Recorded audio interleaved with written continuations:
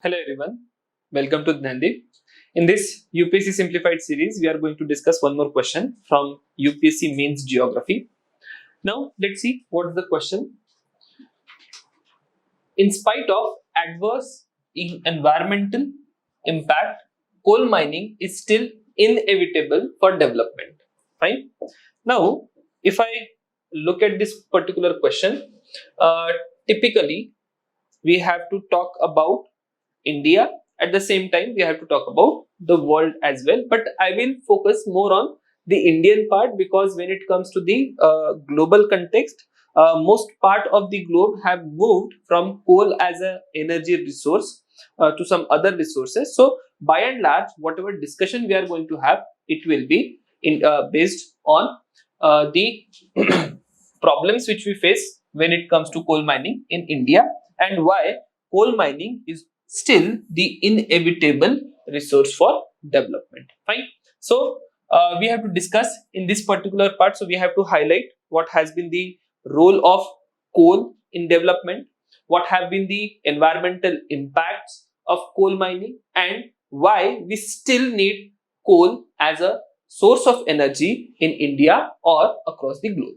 Now, when it comes to the locus of the question, let us see what is the locus of the question. So locus of the question is coal mining, fine, and its environmental impact. So we have to briefly highlight whatever impact coal mining has in terms of environment, and we have to focus why this particular source of energy or source of energy is very important for development, and why should we continue to use, or what are the compelling reasons which are prompting us to use coal as an energy resource. Now let's understand how can we introduce in this particular question. The best way to introduce in this particular question will be to start with the numbers on coal deposit or coal production either in India. I'm going to talk more about India in this particular part. So I'll talk about the coal deposit or number of production of coal in India. That is something my starting line can be, and along with that, I will also add to see this particular coal mining has a lot of implication, but still continually we are using coal as an important energy resource. So that is a brief introduction you are supposed to provide. Moving on to the body part. In body part, I have created two parts, part 1 and part 2. In part 1, I am going to address the environmental impact of coal. Now, nobody has asked us what are the environmental impact of coal are, right? But still, I will either make a sun diagram and show whatever environmental impact coal mining has. There are many impacts, so I'm not going in its detail, but I'm just giving you a direction what you are supposed to write, even though it has not been asked. Because unless you provide this particular aspect, your answer is certainly not going to be completed, or you are not going to connect with the question. You will highlight, see, these are the environmental impact, and despite this environmental impact, we have to use coal as an energy resource, right? And that is why I am putting this part 1. Moving on to part 2. In part 2, we are going to address why coal mining is still inevitable. There are simple arguments, very basic arguments you are supposed to provide when it comes to the coal mining or the use of coal directly or indirectly. What I am trying to address here, I am trying to address the usage of coal, and I just have to mold my argument so as to fit this particular requirement where I'm going to say that coal is inevitable, right? So content is not going to change. What I'm going to do, I'm just going to mold my content so as to fit this requirement. Now, my first argument is this coal is a chief source of energy, mostly in India and also in the developing part of the world. If we talk about developed world, in developed world, a lot of things have moved from coal based sources of energy to various renewable sources or nuclear sources. That transition has taken place in developed world, but in developing world such as India, most of the countries in Asia, most of the countries in Africa, they are still using coal as a chief source of energy. To quote number in India, at this moment, 50% of our electricity comes from where? It comes from coal. Coal-based electricity is there. Now, apart from this particular use, coal is also important in industries such as steel manufacturing, cement manufacturing, or there are many industries which are dealing in infrastructure. All those manufacturing industries require coal as a source of energy, right? There is not enough alternatives which are available. If you go for cement manufacturing or even steel manufacturing, there are certainly some alternatives available, but they are not as efficient, or at least in Indian context or in developing world, it is very difficult to implement those alternatives. It becomes, the manufacturing process becomes very expensive. There are new materials which are coming in, which is now replacing in some ways coal, but again it is not altogether replaceable. And that is why when it comes to steel and cement, it is going to build your nation, it is going to build your economy, and for this particular industry, coal is inevitable, right? Now, another important aspect I have to address, the reliability of nuclear energy. Now, nuclear energy has 2-3 problems. One, the problem of technology. Nuclear energy is a very clean source of energy. It hardly affects the local environment. There are environmental implications. I am not suggesting that environmental implications are not going to be there, but these are not as severe at local or regional level as compared to the coal energy resources. Now, nuclear energy is not reliable. Why I am saying it is not reliable? First point is technology. Any developing nation or India has to have that particular technology which will help us build nuclear reactors at a scale. See, 1 or 2 prototype reactors are not going to quench our thirst for energy, right? So what we need nuclear reactors at scale. And for that to happen, we need technology. India is continually trying to build those reactors, but we are still not yet there, right? So that is one hiccup.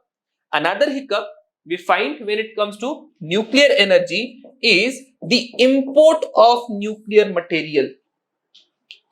Now, the importing of nuclear material comes with 2 caveats. One, the dependency, right? There is a group of countries which control the supply of nuclear fuels all across the globe, and they have a monopoly. Hegemony is there. Specific nations have hegemony over supplies of nuclear fuel. It is very well controlled, and when most of our energy or most of our electricity comes from nuclear resource, India becomes dependent on the global supplies.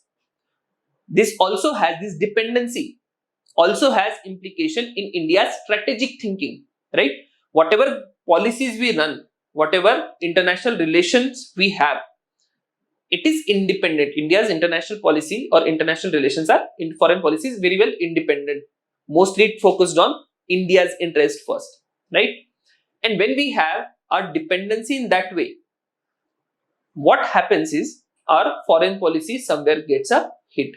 Another important point, India's nuclear policy. Take a look at India's nuclear policy. When we have supplies which are coming from all across the globe and they are controlled by a few group of people or few group of countries, it is also somewhere going to get hampered, right? And all these things will make India's development difficult, and that is why I am saying that nuclear energy is not as reliable as it seems. Then let's talk about gas and petroleum oil. Again, same problem is there. Import dependency. This import will anyway inflate the cost of your energy basket, right? Then you are again dependent on global supplier, global market conditions, so on and so forth, right? So that is why I'm also not going to go for gas and petroleum. Renewable, again, 2 problems. Technological problem is there. Even if we solve technological problem, it is expensive at present moment, though solar energy is becoming cheaper and cheaper day by day, but still we have not expanded our capacity in terms of solar energy as we have in other sources, right? So expensive it is, technological advancement it requires, and we are not at mass production of renewable energy. Okay, so that is one problem we have with renewable energy. Coming back to coal, the coal mining industry or coal as an energy resource is fully developed in India, right? Also, we have coal reserves, a good number of reserves in India itself. So there is a lesser dependency on global supply chains or the a few group of countries who are controlling energy resources, right? So geopolitical issues are not going to arise, and that is why no matter what, we cannot go away from coal as our important source of energy, and that is why coal mining is inevitable, right? So that is something I have addressed in this particular part. Additionally, you can also say, see, this coal mining in India, it leads to job creation, it leads to revenue generation, because for government there is a licensing of coal blocks, and out of those coal block licensing, government receives a lot of revenue, and it also results into regional growth because these coal seams or coal deposits are available in most of the backward region, Chota Nagpur Plateau or eastern parts of India. There we find these coal reservoirs, right? And that is why it will also result into regional growth. But this is not going to be the point of argument. I'm just putting it additionally, right?